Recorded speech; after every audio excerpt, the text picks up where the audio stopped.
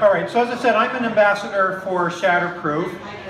Marion and I lost our son Paul on August 31st, 2016 at the age of 24. And that's when we found out what Shatterproof is. I was looking for an organization to donate donations to, and I learned about Shatterproof. And the more I learn about Shatterproof, and the more I see the work they're doing, the more impressed I am with them. So, as I said, I was asked to describe what Shatterproof is and what they're doing, so that's why I'm here tonight. So Shatterproof is a national nonprofit organization focused on ending the stigma of addiction and ensuring that treatment is based on proven research. They advocate for changes to federal and state policy and provide public education through family and workplace programs. It was founded in 2013 by a man by the name of Gary Mandel, who also lost his son to addiction. He lost his son in 2011. So how bad is this addiction problem? Well, we're losing 70,000 people, 70,000 fellow Americans every year, most of them to opioids. That works out to about 190 every day. Every day, 190 of our fellow Americans are passing away from this. Within 4 blocks of my home, we've lost 4 people. My son was one of them. These are kids who played with our kids growing up. They're gone. If you draw a circle with a radius of about 4 blocks from wherever you live, chances are there's somebody in that circle who has passed away from this disease.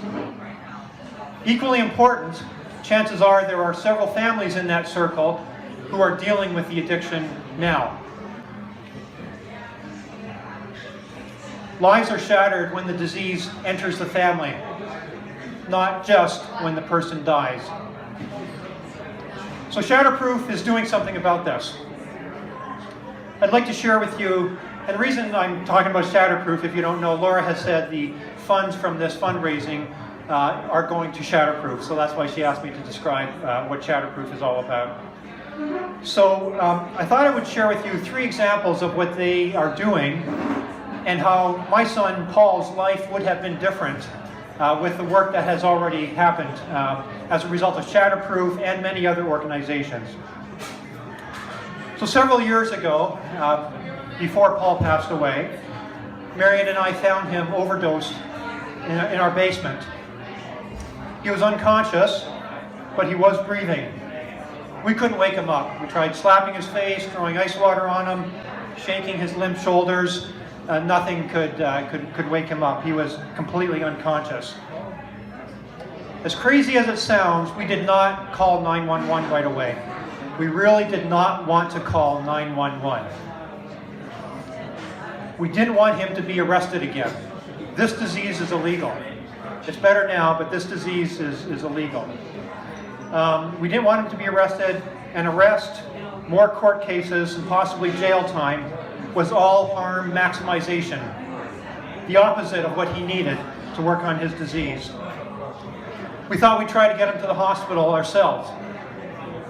I soon learned that I was not capable of carrying a 6'1", 200-pound comatose person up the stairs. We kept monitoring his breathing and hoping he would come to. He didn't, and his breathing eventually stopped.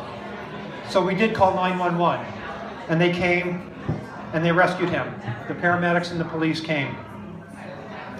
Afterwards, the police did their job and searched our house for evidence. Fortunately, before they came, we got rid of all the physical evidence that we could. Many overdose deaths have occurred because people who were with the victim hesitated to get help, just like we did. Even worse, sometimes people will leave the scene. I see a lot of young people here. If you're ever in a situation where someone needs emergency medical attention, please call 911. You no longer have to worry about being arrested. The second story is about our experience with treatment centers. Paul went to rehab 7 times. He worked hard on his trying to get better. Some of the rehab centers were good, some were not so good. There was no effective way to understand or see the quality of the rehab centers. In fact, one center that Marion visited, she could tell immediately that it was not a good place. You just get a sense for something. Despite that, the person that she and Paul were speaking with almost didn't let her leave. They said they put the real hard sell on her. They almost didn't let her leave before she signed up. Well, she did leave, and she did find a better center. Shatterproof has developed a rating system for addiction treatment programs. They are piloting it in 5 states in 2019. The goal is to accelerate accountability among providers. The quality ratings will be available to the public in 2020, and if it works out, they will roll it out to more states. So people looking for treatment will have transparent and reliable quality information. Insurers will have better information about which providers to include in their networks. Finally, let's talk about stigma. Before Paul died, I remember being in a large meeting at work, and someone mentioning that a colleague of ours learned that their daughter was diagnosed with a disease. This disease of the daughter was treatable and had a good prognosis, but the group naturally offered their sympathy and support. And the boss said that the colleague would be working reduced hours to help his daughter. Everyone was eager to cover for the person. It never occurred to me to tell anyone at work that my family was also dealing with a disease, probably one that had a less desirable prognosis. Shatterproof's 5K runs and the many speaking engagements taken on by their employees and ambassadors are helping to address that stigma. Our nation is starting to recognize that sufferers are sick, not immoral. We have a long way to go in addressing this crisis, but it's really nice to see that steps are being taken. I see great hope. The world today is different than it was when my son passed away. It still has a long way to go, but it's getting better. Thank you for attending this event on behalf of Andrew Narro and his family. Thank you for your contributions, and enjoy the evening.